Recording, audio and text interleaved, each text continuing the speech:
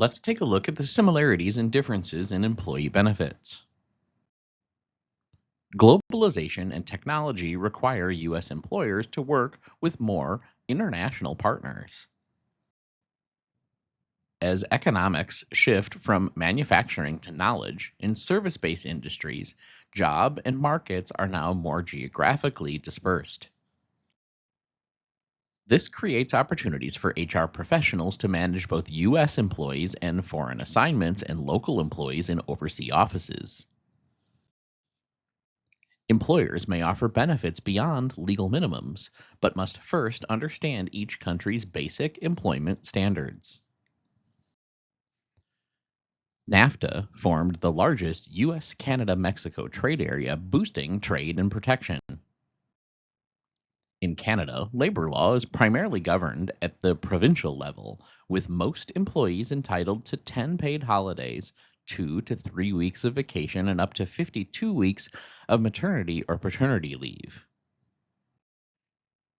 Canada also provides public pensions, provincial health care, and employer sponsored supplementary benefits like disability, dental, and vision coverage. In Mexico, employment relationships are regulated by the federal labor law, which guarantees maternity leave, paid holidays, progressive vacation benefits, and a vacation premium.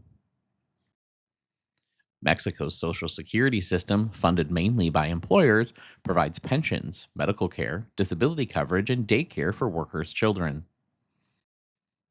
Medical benefits include hospital care, medicines, surgery, and extended coverage for dependents. Housing benefits are also offered through a national worker housing system funded by employer contribution. Canada and Mexico guarantee inclusive benefits, though their structures differ significantly from a U.S. system. South America's largest economies joined trade blocs that merged into the South American Community of Nations in 2004. Brazil's labor laws treat employee benefits as constitutional rights, offering 30 days of paid vacation, maternity and paternity leave, and comprehensive Social Security covering pensions, sickness, and disability.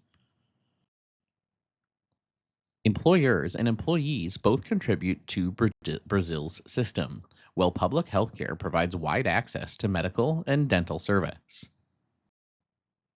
Argentina, with a stronger economy since reforms in the 2000s, governs employment under the employment contract law, which guarantees protections such as vacation, sick, military, and paid national holiday leave.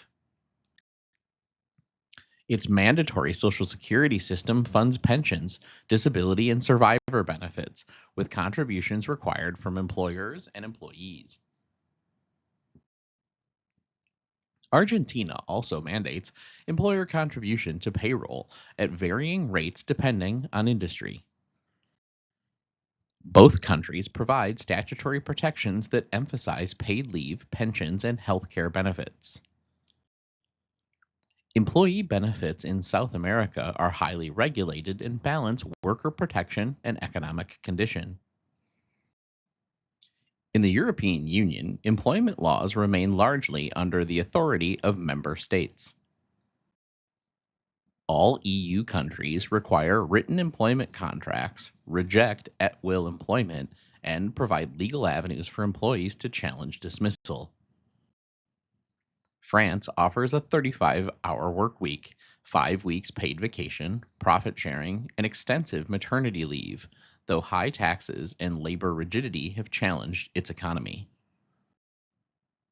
Germany guarantees 24 days of paid vacation, strong maternity protections, and a three-pillar pension system, while requiring joint employer-employee contributions to health insurance.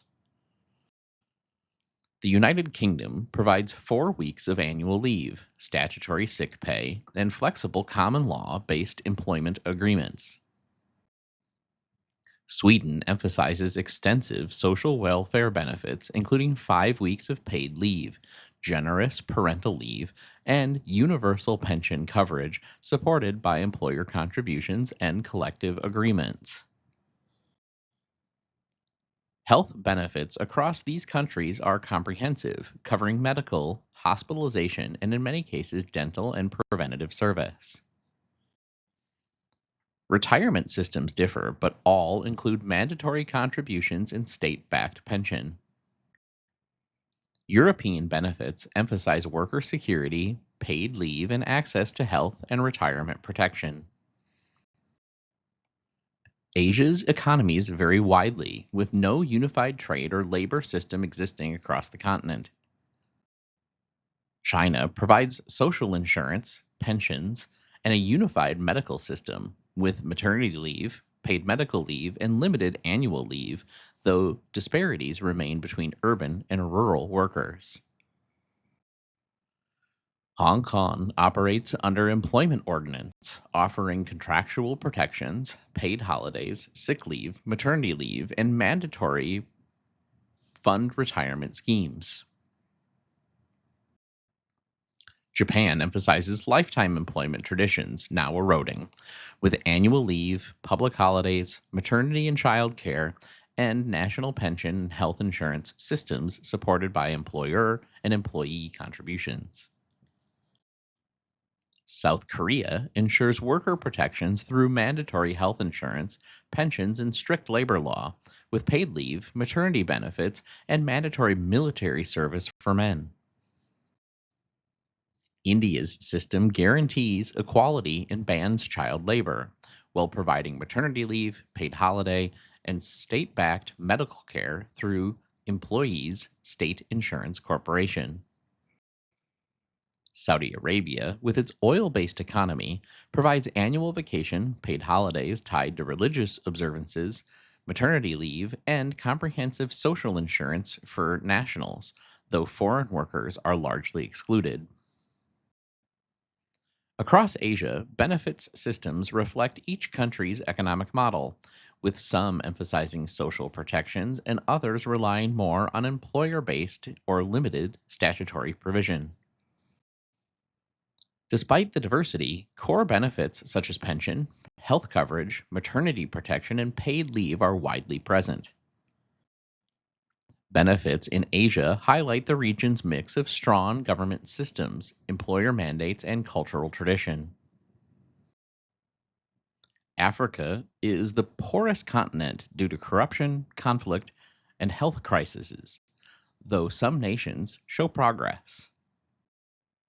South Africa has one of the continent's most developed economies, but it faces high unemployment and service inequality from apartheid legacy.